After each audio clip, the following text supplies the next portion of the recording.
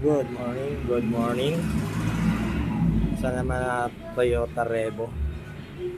Ang diferensya niya, top overhaul, overheat. Hindi lang yun, no power siya. Overheat na, no power pa. Kaya titingnan pa yung piston. Kung anong problema, baka yung piston ring niya, palitan na rin.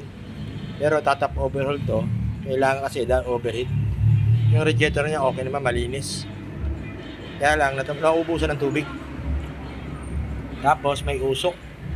Kaya titingnan yung piston ring. No power yan.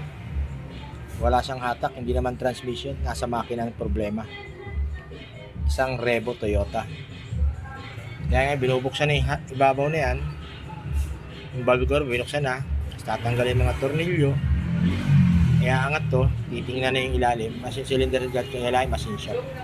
Para maganda ang lapat ng gasket. Pero yung piston ring, titingnan pa. Kung kailangan palitan ng piston ring. Ayan, isang Toyota Revo. Dito yan sa Cubao.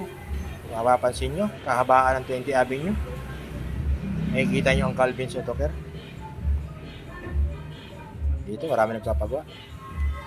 Laging puno. Hindi na uubusan. Kaya mga guys, follow, like, and share lang.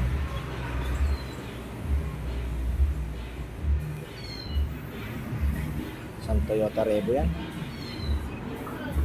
Salamat.